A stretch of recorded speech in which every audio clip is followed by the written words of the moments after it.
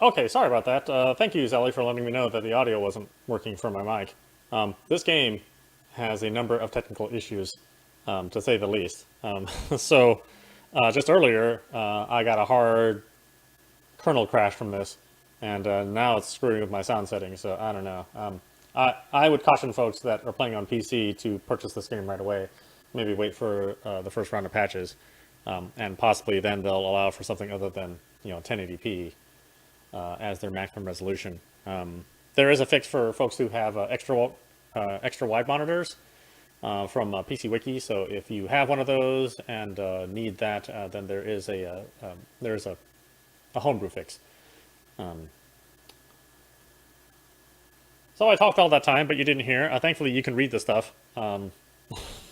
But if you wanted to hear me narrate to you, like if you're in the kitchen or something, then sorry about that. Like I said, this game really screws with my PC, and I don't have a particularly complicated setup. But what can you do? Let me try this again.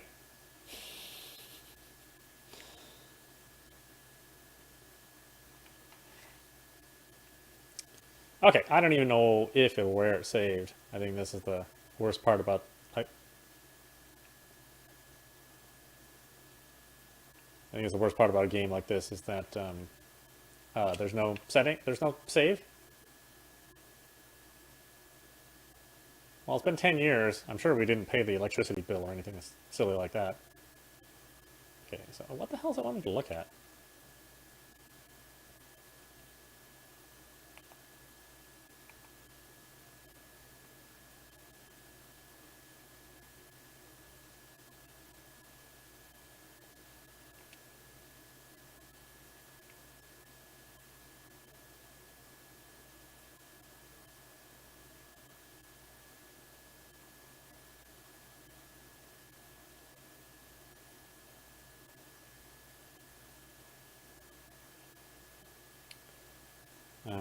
We used our voice.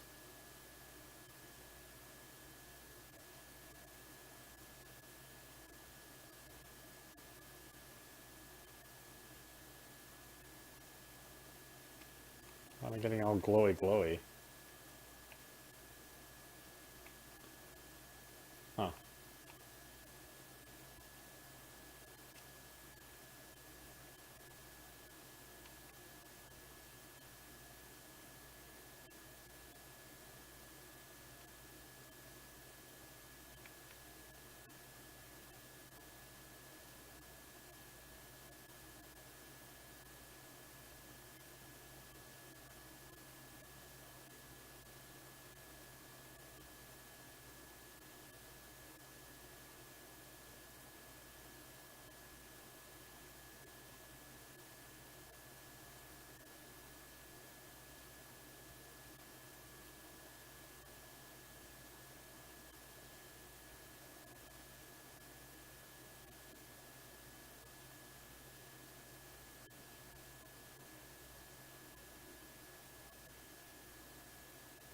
All right, so apparently it didn't save Jack since our last playthrough. um, I tell you, this game. Definitely wait for a patch if you're on PC. This thing has got some problems.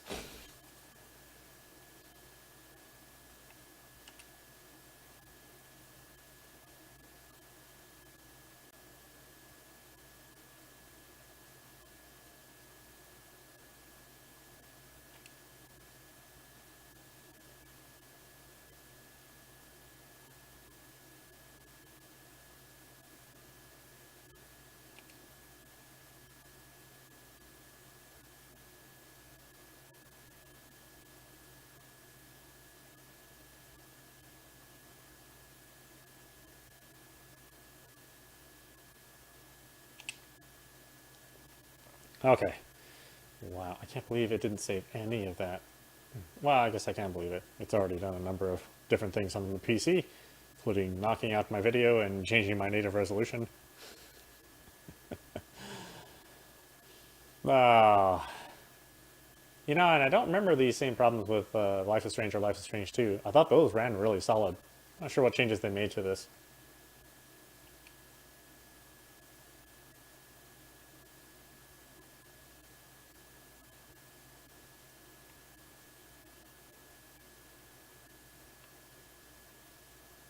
Okay, so do we need to go through all the motions of clicking on stuff since it didn't save?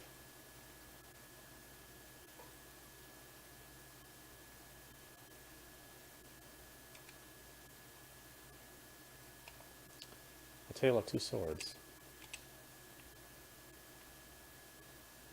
Yeah, I have a feeling I'm going to need to click on stuff. So, pardon me while I click on the stuff that I clicked on before. We'll do it quickly, though.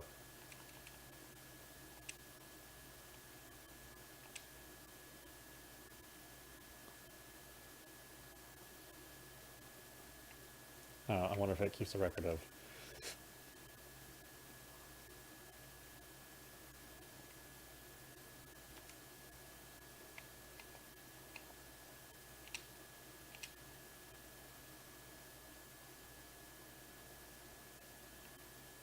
Okay.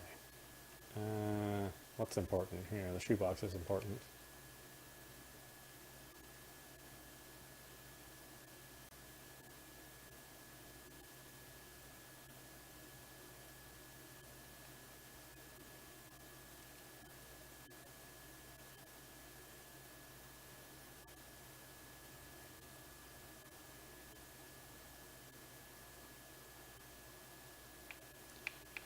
Okay, so I silently read, or at least you didn't hear of me reading these.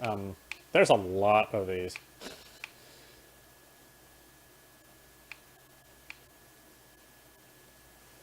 I don't know, do we want to go through all of these? Each of these is like 2 pages. But this is the only way we're going to understand Marianne, you know, their mother, and their relationship with twins. Since these are all just allegories for their relationships. So,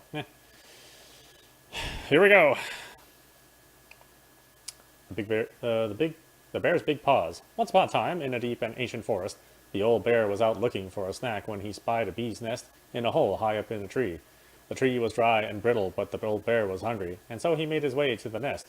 But when he got there, he found his giant paw couldn't fit into the hole. Determined, he tried to force it inside, but the effort caused the branch below him to snap. The old bear tumbled to the ground and landed with a painful oomph. He lay there, stunned from the fall, when all of a sudden something bit him. The bite was followed by another, and another, and another. Carpenter ants were swarming up his legs.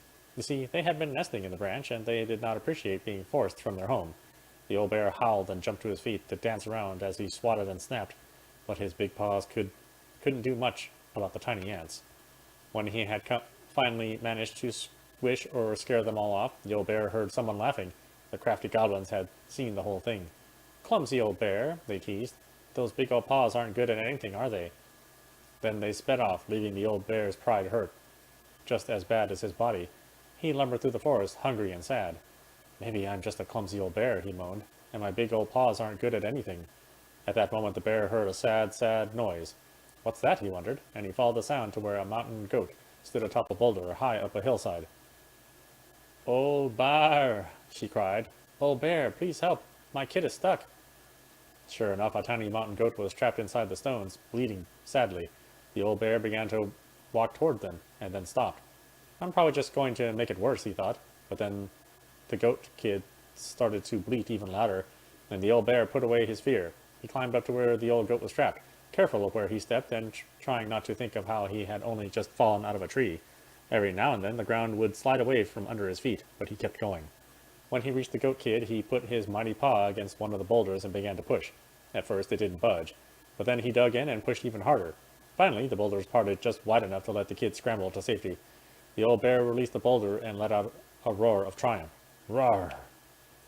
"Thank you," gushed the mama goat, and she and her kid bounded up to the mountain. The old bear watched them go with a smile, and then made his way back down the hillside, wiggling his rump in triumph as he went.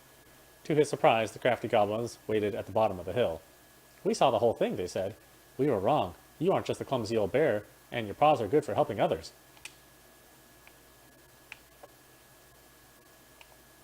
Moon Hag loses her name. Once upon a time, in a deep and cold lake in an ancient forest, there lived an old seal who was a powerful witch in disguise.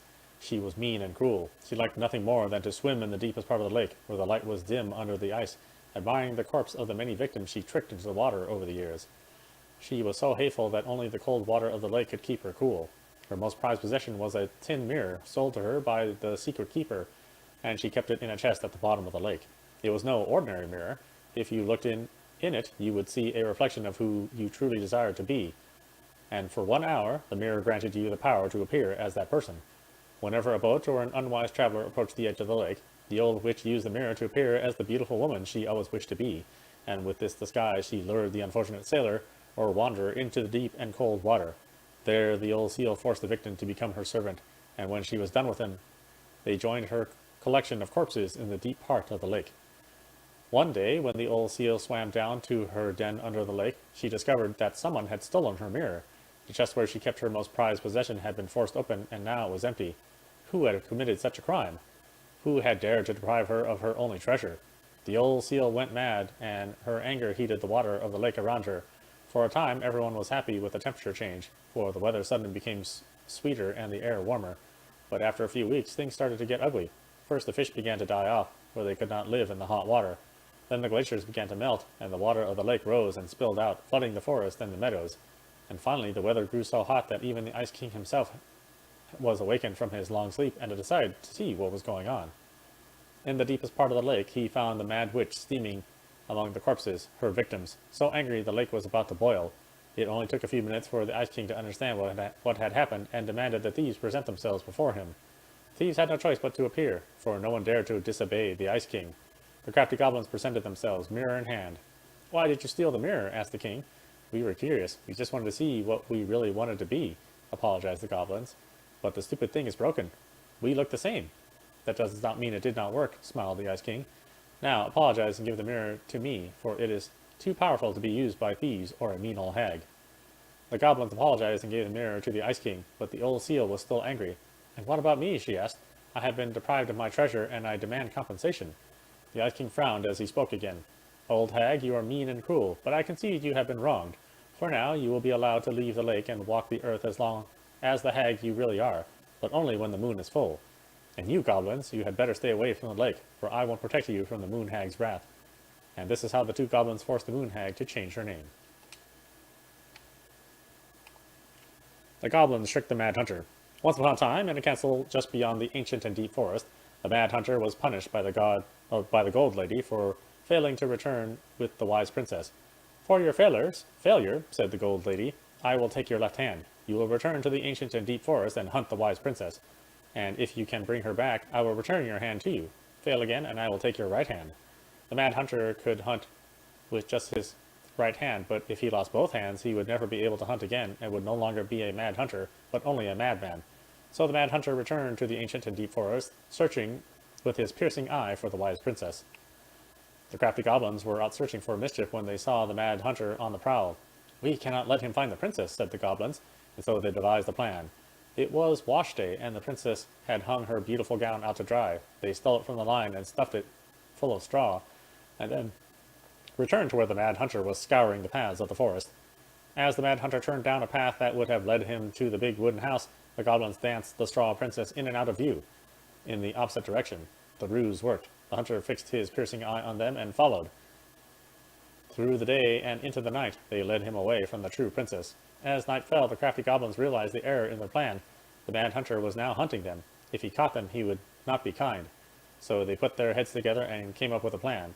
It did not take them long to realize where they should go. They led the mad hunter to the edge of the deep and icy lake, and when he came into view, they weighed the fake princess down with stones and dropped her into the frigid water, careful not to plunge into the depths themselves, lest the moon hag take her revenge on them. The mad hunter removed his clothing and dove in after the fake princess. He followed the shape of the sinking princess deep in the chilly water, and below where the ice covered the lake's surface. Finally he caught her, but when he spun her toward him, he realized she had no head and that her body was stuffed with straw, and then he felt a slippery fin brush his shoulder as the moon hag loomed overhead. The next morning the princess went to retrieve her gown from the clothing line and found that it was gone. She immediately suspected the goblins of mischief and called, "Goblins, did you take my gown?" The goblins emerged from their cave and nodded sadly. "Now what will I wear?" asked the princess, sad and angry that she had lost her only dress. "Let us explain," said the goblins. So they told the princess the story of the mad hunter, and then they produced his clothing, which was a bit large for the princess, but much warmer than her beautiful gown. She immediately forgave them. Thank you, my friend, she said, for rescuing me and for this clothing, which will keep me much warmer in the winter than my beautiful gown. The Mad Hunter was forced to remain below the lake with the moon hag, but she did not kill him, because even reduced to just one hand, he was too useful a servant. Lo, he plotted the day he would emerge to once again hunt the wise princess and earn back his left hand. And that is the story of how the crafty goblins rescued the wise princess from the Mad Hunter. The Pelican helps her friends. Once upon a time, in a deep and ancient forest, an early winter storm blanketed everything in snow. It was so early in the year that the creatures of the forest were not yet ready for an ordinary winter, much less a bad one, and everyone agreed the storm was a sign the Ice King had plans for a long, cold winter. The princess had grown up in a kingdom where it was sunny all year long, and the goblins were very young, so no one in the big wooden house knew how to prepare for such a winter. The house was not well insulated, and they did not have enough fuel or food. Only the pious pelican noticed their plight, and when it came time to fly south with the other birds, her heart was heavy with sadness. What can I do, she thought. I'm a migratory bird, and if I were to stay, who would look after my flock? The time came to go, and the pelican struggled to take flight. It felt as though a leaden weight were stuck right in the center of her chest. What can I do, she thought. I'm a migratory bird, and if I were to stay, who would look after my flock? She managed to take off, but only just barely, flapping fiercely to catch up with the other birds. As the pious pelican began her journey, the storm picked up, battering her to and fro. She had fallen well behind the flock, and she was already growing tired. But for all her challenges in the air, she could tell things were much worse on the ground. A deep freeze had settled over the forest. The leaden weight of her chest grew heavier as she thought of the princess and the goblins. What can I do, she thought. I'm a migratory bird, and if I were to stay, who would look after my flock? The storm intensified, and the pelican was in total whiteout. She knew she should have despaired, but all she could feel was the weight, which had grown and grown, until she thought she might drop out of the sky. She had called to help the princess and the goblins, but she had ignored it. I should have stayed, she thought. It was the right thing to do, and now I'm lost, and no way to make it right. Suddenly she was plucked from the sky and deposited in the hall of the Ice King. Pelican, he said, you were flying in circles around my mountain. I was lost, she said, weighted down by the weight and guilt in my heart. The Ice King stared at her sagely. Is it guilt, or is it something else? Open your beak. He reached down inside of her, pulling out a glowing stone. The pious pelican was surprised at how it filled her with warmth, chasing away cold and her doubt. You know what you must do, said the Ice King. The pious pelican flew straight to the big wooden house. Snow had already blown in through its many cracks, and the ice crept across the floorboards. She found the princess and the goblins huddled in front of the quiet hearth, nearly frozen solid. No, she cried, and then she placed the stone in the princess's lap. The warmth of it spread throughout the whole of the house, melting all that had frozen. The princess threw her arms around the pelican's chest, and the goblins clung to her legs. Thank you, they cried. You are welcome, said the pelican, smiling in deep satisfaction. What is that? Asked the princess, staring at the wonderful stone. At first, said the pelican, I thought it was my guilt, but when the Ice King pulled it out from me, I realized it was something much more powerful. Just then, the storm broke and the skies cleared. The pelican filled the big wooden house's larder with food from her beak, and then she took to the skies, lightened by the knowledge that through her charity, everyone in the big wooden house would be warm and fed until spring. And that is the story of how the pious pelican saved the wise princess and the crafty goblins from the long winter. The goblin earns their voice. The goblins earn their voice. Once upon a time, in the deep and ancient forest, the crafty goblin spied on the secret keeper as she made her rounds, gathering up secrets that the animals of the forest had for sale. How, said the first goblin, does she get people's secrets? Do you suppose she peels open their heads? Let's find out, said the second. And so the goblins watched the secret keeper. They watched her until the stalwart moose came to her, head hanging low. It was my fault. I chose the uneven trail. I can't bear to remember. The secret keeper nodded and gazed into the stalwart moose's eyes. Though the goblins couldn't hear anything, they knew she was speaking to the moose, for the secret keeper spoke in people's minds with the gift of the voice. After a few minutes, the stalwart moose blinked. I feel lighter, said Moose. Did I just give you something? The secret keeper nodded, handing him a coin. The stalwart moose nodded and plodded along down the trail. He spied the goblins hiding in the woods and narrowed his eyes, for he knew the goblins were often up to mischief. The two goblins whistled innocently, and the moose was forced to carry on, because they were not doing anything obviously bad. I need to know what the secret was, said one of the goblins. Let's go buy it. So the goblins approached the secret keeper before she could throw away Moose's secret. We want to buy Moose's secret. What do you have to trade? Asked the secret keeper, her voice filling their minds. Excuse me. The goblins produced a silver-handled brush they had stolen from the princess, and the secret keeper nodded. And that is how the goblins came to know the moose's mate had tumbled down a cliffside to her death. The secret keeper moved on. The first of the goblins said, "I want to know more." So the goblins followed the secret keeper, hoping to find where she hid the secrets. They followed her to the peak of a nearby ridge and watched as she stowed the rest of the day's secrets high in a cloud. When she had gone, they climbed to a high spruce tree that disappeared into the misty sky. They reached out and just managed to dip their hands into the clouds. Their heads were filled with memories, and they snatched their hands back as if they had just thrust them in boiling water. Tears poured down their cheeks. That was how the secret keeper found them, crying in the tree. "You stole my secrets," said the secret keeper. "Give them back." Crafty goblins stopped crying because they saw an opportunity. "What will you give us in exchange?" they asked. "I will give you back the silver-handled hairbrush," offered the secret keeper. "For so many secrets? Pshaw, you'll have to offer more than that." "What if," said the secret keeper, "I shared the gift of voice?" The crafty goblins grew excited. "That will do." So the secret keeper shared the gift of voice with the goblins, and immediately they found that they could hear one another's thoughts and feel each other's feelings. The crafty goblins gave back the secrets they had taken and ran back to the big wooden house. There they found the princess preparing food. They tried to peer into her mind, but they found it was a blank. They tried to speak to her using only their minds, but she could not hear them. It seemed the secret keeper was craftier than the crafty goblins, for she had only shared enough of her power to let the goblins use the gift of voice with each other and not with the whole of the forest. And that is how the goblins stole the gift of voice from the secret keeper, but they could only use it with each other. The Big Frog punished. Once upon a time, in an ancient and deep forest, there lived a big frog in a small pond. She was no ordinary frog, for she had been given the gift of speech when she saved the princess from the mad hunter. From the morning to the evening, she did everything the other frogs did, except that she knew how to speak. Everybody in the forest could hear her loud voice, and everybody was unhappy with that, because she never stopped babbling. She babbled about the too hot sun and the too deep pond, about the rain to come and the delicious flies she had eaten. Across the forest, all the creatures tolerated the endless noise until one day they could not deal with it anymore. They asked the big frog to quiet down. "I can't," said the big frog. "This is what I do. Before the princess kissed me, I croaked all day long, and you all liked that I did. This is the same, except you can understand what I say, and now you find it irritating. But I can't change what I am, can I? Could you?" All the creatures agreed that she was right, and that it was rude of them to ask the big frog to stop doing what she had always done. So they returned to their own parts of the forest and let the big frog do what frogs have always done, jumping and talking some more. About the too hot sun and the too deep pond, about the rain to come and the delicious flies they have eaten, and for a time it was all right. But in the forest, word travels fast, and everyone has a story to tell. The big frog, being who she was, gossiped and gossiped about everything she overheard. She told the bees that old bear had stolen their precious honey 2 years ago, and she told the beavers that the eagles had stolen their precious wood. She told the deer who had killed her fawn, and she told the tall spruce who had carved a cuss word in its bark. Once again, everyone in the forest asked the big frog to keep quiet, for now everyone had a grudge against everyone else. But once again, the big frog would not listen. "When I was just a frog, you never paid attention to me, and nobody helped me when the mad hunter hunted me for sport. This is only a right for a wrong, and I won't stop talking." The fuss went on, and the noise was so loud that the Ice King himself awoke and decided to see what was going on.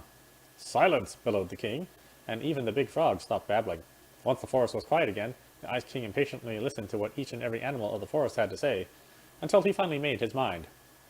"Big Frog, you have abused the gift of speech, for you have only used it to get revenge. Despite knowing that words can be hurtful, you threw them around without caution, and you caused too much trouble." The big frog opened her mouth to protest, but the Ice King raised his finger before she could say another word. "Since you received the gift of speech for a good deed, I would not dare to take it away from you. So, here is your punishment.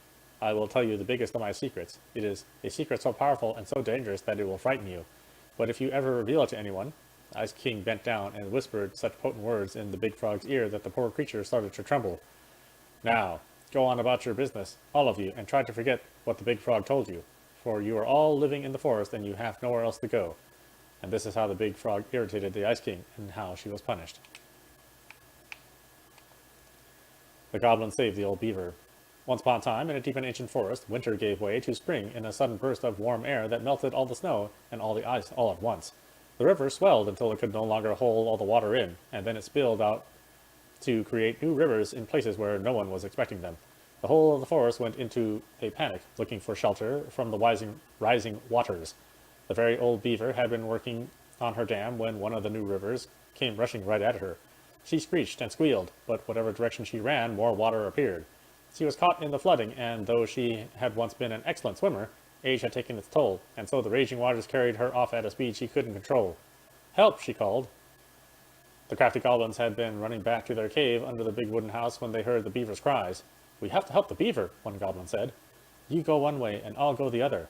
They ran, keeping in touch with the gift of voice. Finally, one of them spotted her, twisting and tumbling in the river, but she was on the opposite side of the water, and the goblin could not reach her. "Brother," the sister goblin called out through the gift of voice, "I see her, but I can't get to her. Maybe you can." "I'll try." The goblin guided her brother so that they would hit the river in just the right spot to reach the beaver. The plan worked, and soon the second goblin appeared in just the right spot. "Beaver," he shouted, holding out a branch. "Grab a hold of this." The beaver grabbed it, but in her panic she pulled the goblin in too. "No!" cried his sister. She ran as hard as her legs could go, managing to outpace the river and get ahead of the beaver and her brother. Searching for some means of getting them out, she spied on a low-hanging branch. They'd zip by it quickly, but if they were fast enough. "Brother," she cried out through the gift, "you're coming up on a low-hanging branch. You'll zip by it quickly, but if you're fast enough—" "Got it," said to her brother, and then he said to the beaver, "Get ready to grab a hold of a low-hanging branch. We're going to zip by it quickly, but if we're fast enough—" Suddenly they were right in front of it and reached out, snagging hold. Though the water beat against them, trying to shake them loose, they pulled themselves along the branch, back to dry land. When they were all safe, the very old beaver thanked the goblins. "But how?" she asked. "Did you know just where to find me? And how did you know that branch was coming?" The goblins shared a secret smile. "Just lucky, I guess," they said. This is how the goblins saved the very old beaver from the flooding river, and how she never knew how they did it. The goblins irritate the Ice King. Once upon a time, in a deep and ancient forest, the crafty goblins were getting into all kinds of trouble. They had woken up in a particularly mischievous mood that day, and there was not a single denizen of the ancient forest who they did not manage to pull a prank on. They left a mud pie in the princess's kitchen, so that when she dug in, she got a big mouthful of dirt. They used paint to draw silly pictures all over Moose's antlers while he slept. They told the mangy muskrat that his coat had been returned to its former glory, which had made him very sad when he rushed to the water's edge and found that it was, in fact, still mangy. They stole branches from the very old beaver's dam in order to have a sword fight, and they filled the old beaver's den with burrs. Every time they ran away in a fit of giggles, never stopping to consider whether their jokes had done any harm. They were on their way to fill the pious Pelicans' beak full of bubbles when they were hoisted into the air by their legs. Though they thrashed and shouted, they found themselves staring into the face of the Ice King. "All morning," he said, "I have been hearing complaints about you two." "They're just pranks," said the goblins. "No one has really been hurt." "Oh no?" asked the Ice King. He forced them to see how each of the victims of their pranks was doing. The princess had a stomachache from swallowing the mud. Luce's antlers itched terribly where the paint had touched them. The muskrat was crying, sad at being reminded what his vanity had cost him. The very old beaver's den was flooded, and the old bear was trying to get the burns out of his fur, but finding most of them hopelessly tangled. "For your punishment," said the Ice King, "you must help each of them undo the harm you caused. If you do a good enough job of this, there will be no further punishment. If you do not, you will have to give me your noses, and so that you can no longer stick them in other people's business." In the end, they came before the Ice King to see if they had done enough. The Ice King surveyed the forest and found that everyone seemed to be back to normal. "What did you learn?" asked the Ice King. "That our pranks can make people feel bad," said the goblins. The Ice King smiled and nodded. "Yes, actions have consequences. In case you forget, I am going to leave you with a reminder. Whenever one of your pranks is going to hurt someone, you are going to feel a little pit in your stomach. That will be your punishment and your warning."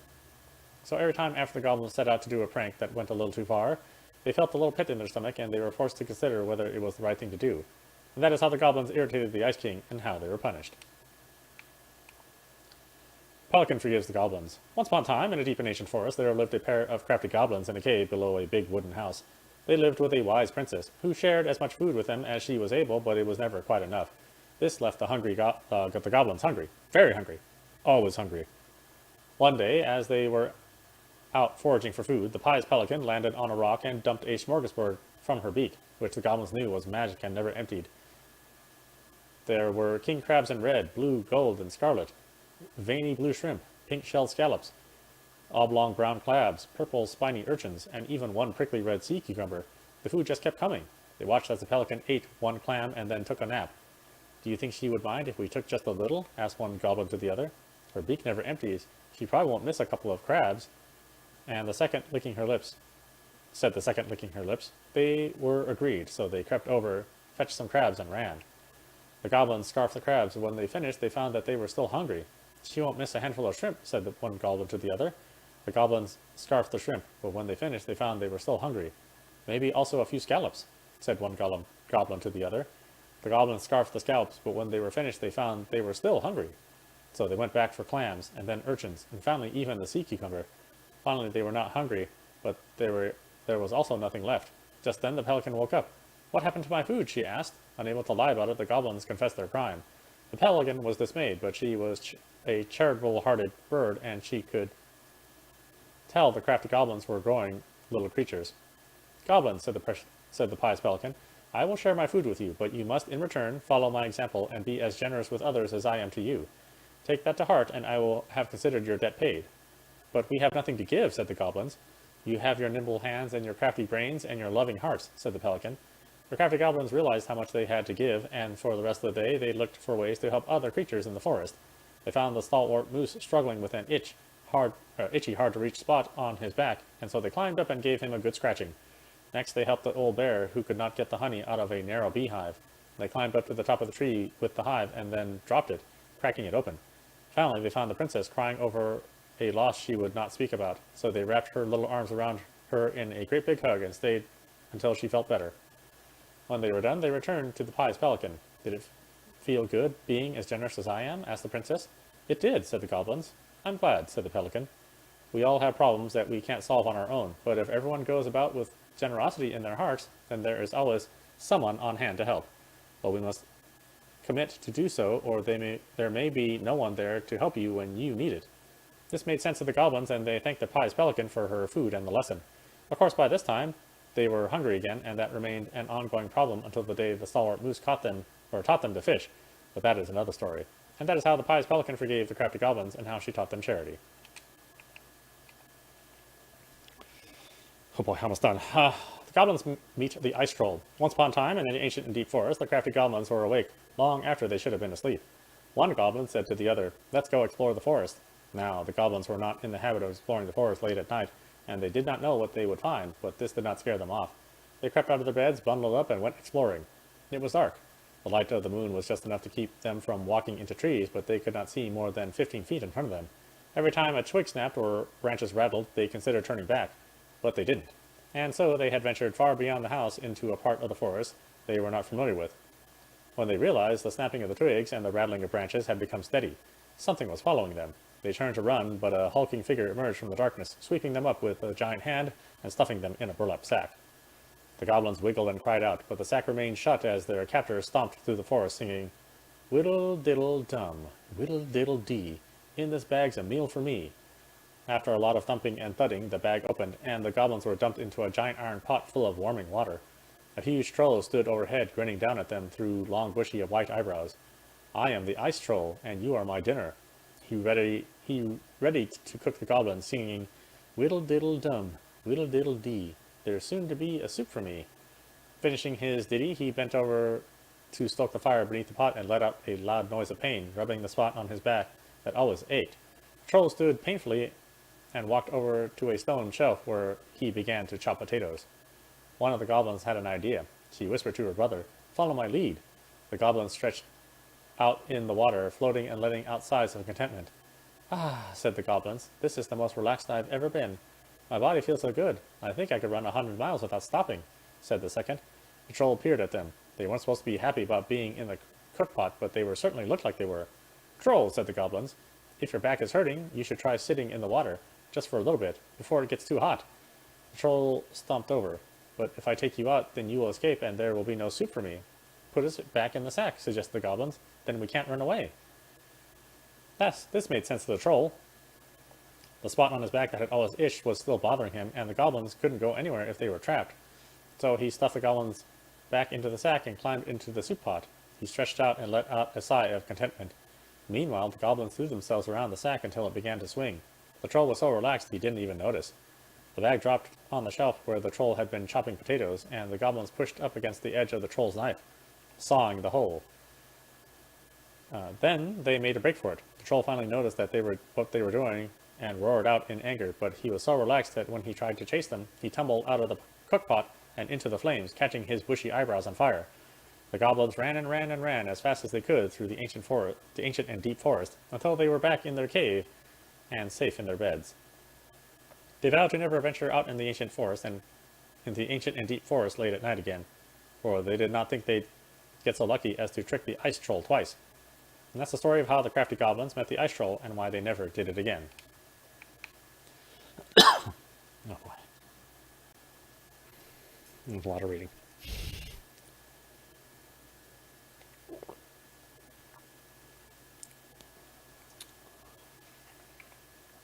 The goblins tricked the muskrat. Once upon a time, in a deep and ancient wood, there lived a muskrat. The muskrat was a lazy, cowardly creature who did little but lay around in the sun, cleaning his beautiful coat until it shone.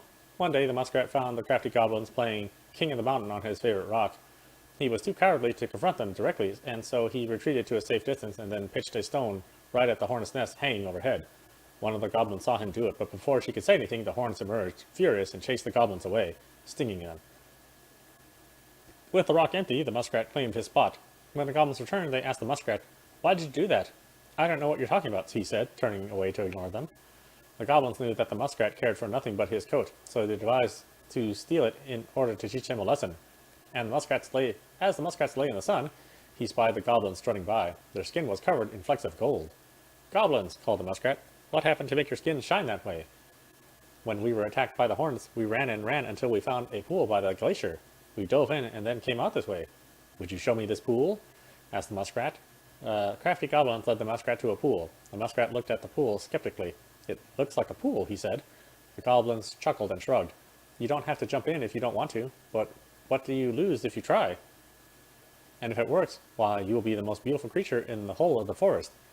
With visions of his splendid coat in his mind, the muskrat jumped in. When he emerged, he was disappointed to find that nothing had changed. Said one goblin. "Maybe you had to be stung by the hornets first, just like us." The muskrat hesitated because getting stung would be painful. Seeing his hesitation, the goblin added, "If it works, you will be the most beautiful creature in the whole of the forest." The muskrat decided it was worth it. So he returned to the hornet's nest and pitched a stone right at it. The hornets emerged, even more furious this time. They chased the muskrat, stinging him repeatedly until he jumped into the magic pool. The muskrat was disappointed to find that, once again, nothing had changed. "I wonder if the magic only works for us," said one of the goblins. Would you like me to jump in with your coat?" The muskrat hesitated. "If it works, you will be the most beautiful creature in the whole of the forest." With visions of his splendid coat in mind, the muskrat agreed. He slipped it off and handed it to the goblins. Without his coat, the muskrat was pale and covered in scabbing welts. Instead of jumping in with the pool, one of the goblins ran away with the coat, laughing. The other pushed Muskrat into the frigid pool, and as the water splashed the goblin with gold flecks, The other pushed Muskrat into the frigid pool, and as water splashed the goblin, the gold flecks ran, revealing that they had only been painted on. The muskrat cried so pitifully and made such a clamor that he awoke the Ice King, who came down to the forest to see what had happened. When the Ice King saw the muskrat, he laughed, only further infuriating the creature. "Tell me what happened," said the Ice King. Both the muskrat and the goblins told their sides of the story, and the Ice King considered the cases before him. "It's true that the muskrat is vain, and he thinks of nothing but himself," concluded the Ice King, "but he needs something to keep him warm in the water and the snow." So the Ice King was decided. The muskrat would get his coat back, but it would be patchy and unkept. After that day, he became known as the mangy muskrat. And that is how the goblins tricked the muskrat into giving up his coat and how he got his name. The moose teaches the goblins. Once upon a time, in a deep and ancient forest, the crafty goblins were hungry. This wasn't unusual. The goblins were always hungry. But today, they were particularly hungry. They opened the wise princess's cupboards to looking for a snack, but all she had was a small pile of nuts and berries and just one strip of dried fish. The goblins grabbed it all and gobbled it up, but they were still hungry. They went out into the woods to look for more to eat. First, they dropped by the small pond. The big frog was asleep beside the pool, and beside the pool was a pile of insects she had caught for eating after she woke up. The goblins crept up to the pile, careful not to wake the big frog. As they got close, she ribbited loudly and they froze. But the big frog kept sleeping, so they grabbed the pile of insects and gobbled it up, but they were still hungry. As they crept back into the woods, they found the stalwart mooses watching them. Did you just steal the big frog's food? The goblins tried not to look guilty, but failed. She said we could have them, they cried. Oh, really? Asked the moose. Let's ask her. So the moose woke up the big frog and asked, Did you say the goblins could have your food? The big frog looked at the goblins, who she knew were always hungry, and nodded. Yes, I did. Really? Asked the moose, surprised. Frog nodded, and the big moose sighed. All right then, he said, as he had to let the goblins go. The next stop was the river. They watched as Old Bear swiped at leaping salmon, catching it deftly in his large paws. He lay it out upon a rock and left it to dry, lumbering in the woods to seek out some berries. The crafty goblins crept up to the rock, carefully in case Old Bear returned. They reached the rocks, grabbed the salmon, and gobbled it all up, but they were still hungry. As they crept back into the woods, the stalwart moose was once again waiting for them. Are you going to tell me Old Bear said you could have that? Yes, replied the goblins. Old Bear ambled up at that moment, and Moose asked him, Did you leave that fish for the goblins? Old Bear looked at the goblins, who he knew were always hungry, and nodded. I did, he said. Really? Asked the moose. Really, said the old bear. After Moose left, the old bear said to the goblins, Be sure to tell the princess I was kind to you, and do not steal my fish again. The goblins, still hungry, went out looking for one more meal.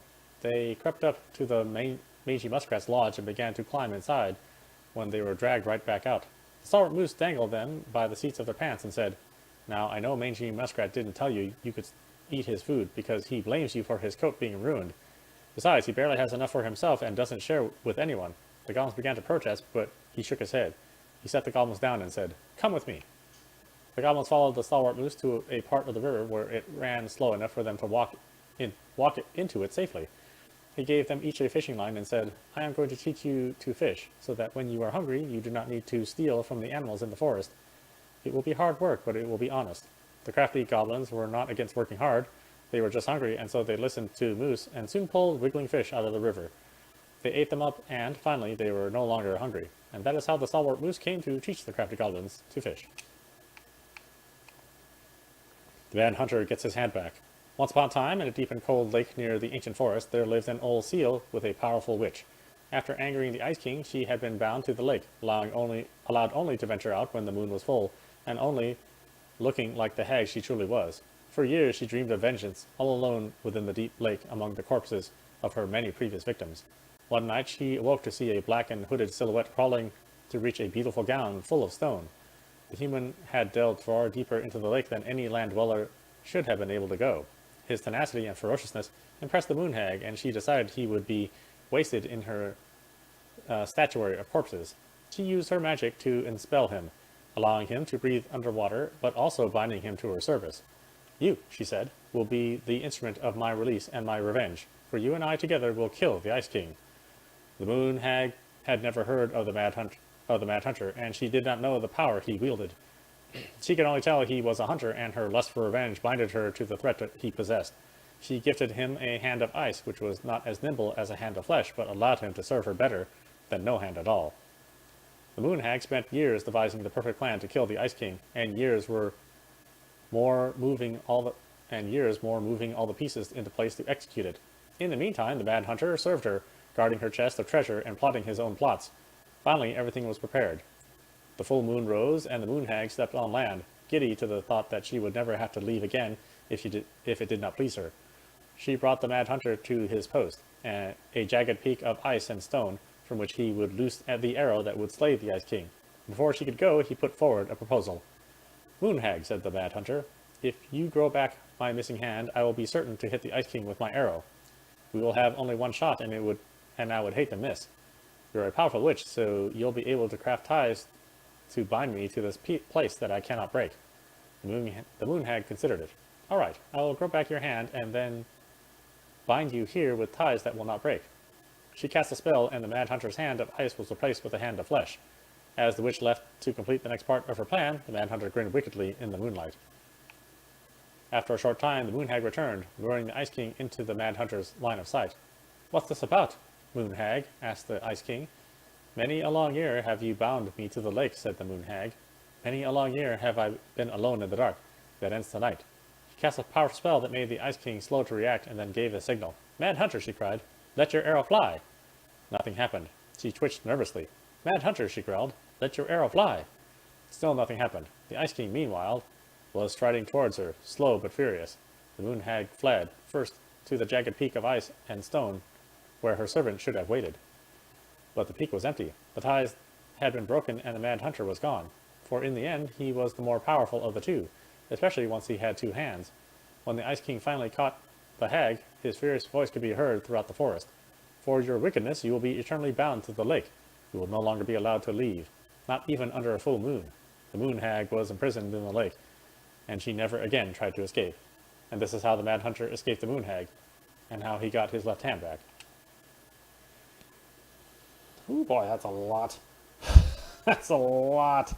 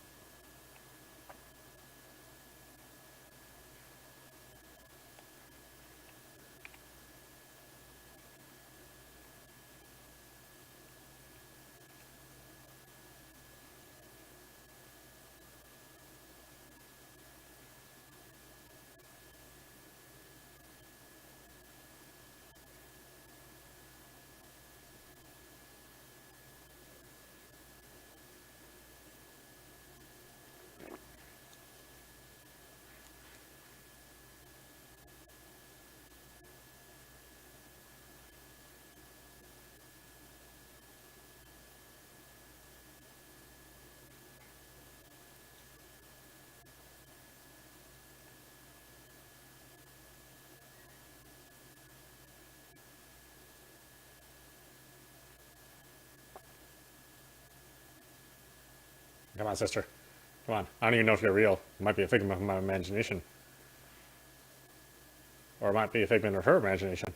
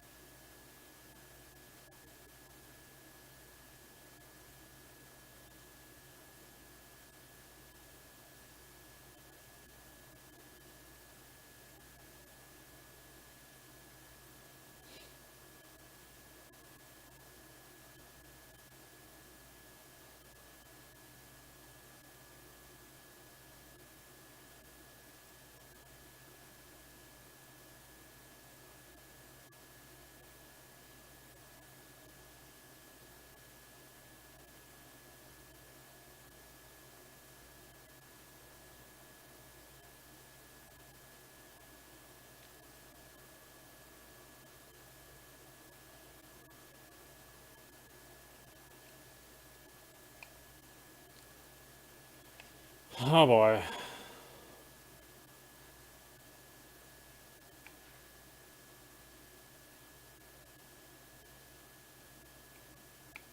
Oh, I didn't keep my place. Okay. Ah, which one was that? God, that was so long. Feels like it was a long time ago that I read that.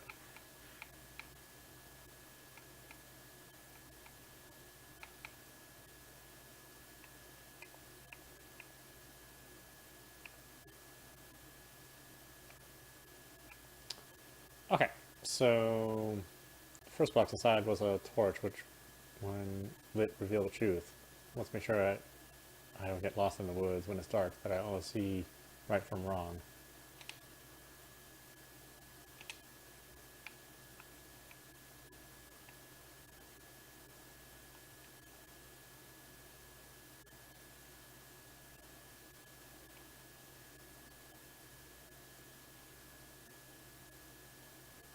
No. Who would it have been?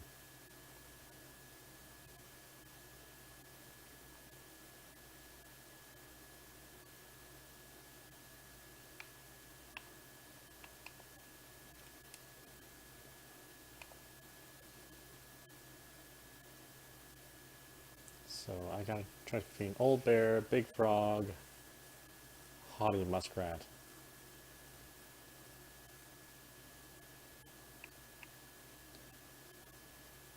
Second box, there was a magic sword. Someone wants to make sure I'm protected if I'm ever under threat. So that's probably the bear, I would guess.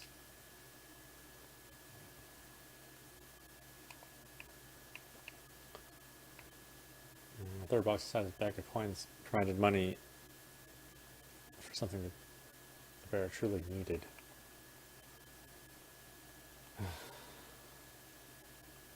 Guess the pelican.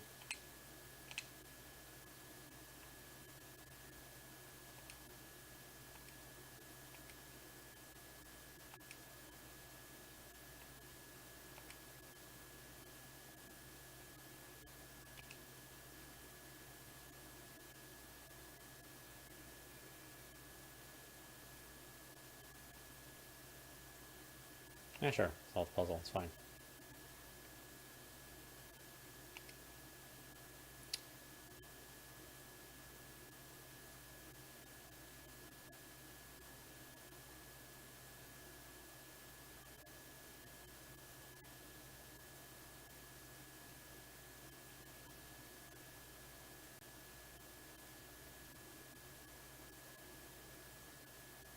How do you even make a lock like that?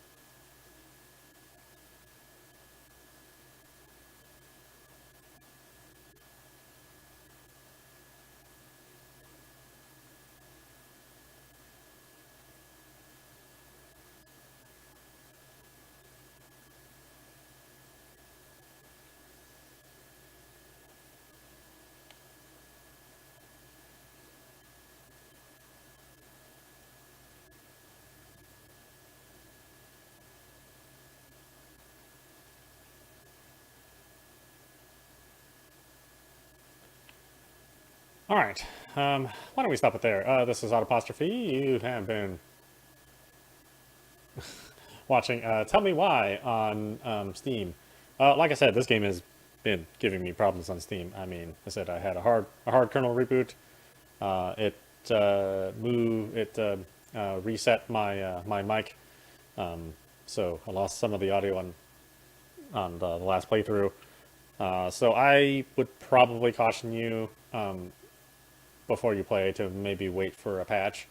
It still might be on sale, so it might be worth it just to pick it up for a slightly reduced price. But yeah, don't think you're going to play it without maybe some trouble here and there.